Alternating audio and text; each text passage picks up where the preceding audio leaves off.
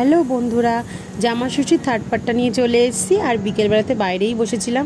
তো ভাবলাম তোমাদের সাথে শেয়ার করি। আমার বাবার হাতে বানানো আর ছোট্ট একটা বাগান, তো বারান্দার মধ্যেই সামনে দিয়ে বানিয়েছে, ছাদেও অনেক আছে। কোনো একদিন সময় পেলে অবশ্যই দেখাবো তোমাদের সাথে। আর এদিকে দেখো আমি বসে বসে গাছগুলোই দেখছিলাম আর তোমাদেরকেও দেখাচ্ছিলাম। আর এখানে দেখো মা আমার জন্য ফলসা রেখে দিয়েছিল, তো সকালবেলা অত মনে ছিল না, তো বিকেলবেলাতেই দিল ফ্রিজ থেকে বার করে। তো সেইগুলো পেন তো ভীষণই খুশি হয়ে গেছি আর দারুণই লাগছিলো খেতে। তো তারপরে দেখো রেডি হয়ে একটু সন্ধেই হয়ে গেছিলো, টুয়াদেরকে বাড়ি দিতে যাব, টুয়া আর মিঠাইকে। তো সেই জন্যে বাবাই একটা আমাদেরকে টোটো দেখে দিচ্ছিল। আর দেখো তারপরে টোটো দেখা হয়ে গেলে মাকে আর মিঠাই আর টুয়াকে ডেকে নিলাম যে টোটো দেখা হয়ে গেছে, তোরা চলে আয়।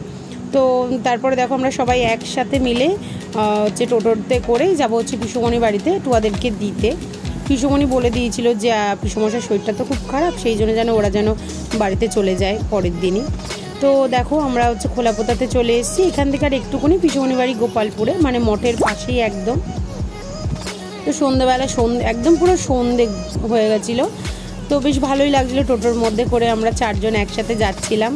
যেতে যেতে অনেক রকমের গল্প করছিলাম। টুয়াকে আমি অনেক দিন পরে পেয়েছি, তো সেই জন্য অনেক গল্প জমেছিল, মানে বাড়ি যাওয়ার সময়ও আমাদের বক বক বক বক থামছিল না। তো এই যে আমার ছোটো পিসির সাথে এই দেখো যে নাইটি পরেছিল খয়েরি কালারে, আর মা এখানে চা খাচ্ছিল আর পিসো মশাই। আর এদিকে দেখো মিঠাইকে আমি বললাম তোকে আমি নিয়ে চলেই যাবো, তো বলছে না আমি যাবো না এরকম করে যাচ্ছিলো, না তোকে আমি নিয়েই যাব। এরকম করে ওর সাথে একটু খেলা করে তারপরে চলে আসলাম পিসিদেরকে টাটা করে। তো ওখান থেকে সোজা চলে এসেছিলাম খোলাপোতাতে মিন্টু কাকুর দোকানে, এই সোনার দোকানটাতে।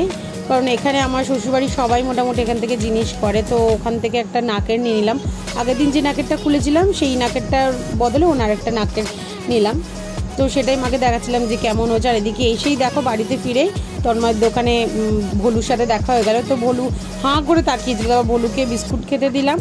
তো ভলু বিস্কুট খেতে খেতে মানে এদিক ওদিক তাকাচ্ছে যে কেউ আসছে কিনা, নাহলে ওর খাবারটা তো অন্য কেউ নিয়ে নেবে। তো আমি বলছি তুই খা আমি দেখছি। তো তারপর দেখো ভলু এখানে খেতে খেতে আমাদের যে কিছু জিনিস নেওয়া ছিল তন্ময়ের দোকান থেকে, সেগুলো নিয়ে আমরা চলে আসলাম বাড়ি। আর এখানেই আমি আমার জামাই ষষ্ঠীর ব্লগটা এন্ড করছি। আর আমার এই মিনি ব্লগগুলো তোমাদের কেমন লাগছে অবশ্যই কমেন্ট বক্সে জানিও, আর অনেক অনেক শেয়ার করো, সাবস্ক্রাইব করতে ভুলো না। আবার দেখাবো একটা মিনি ব্লগের সাথে, ততক্ষণ জন্য টাটা।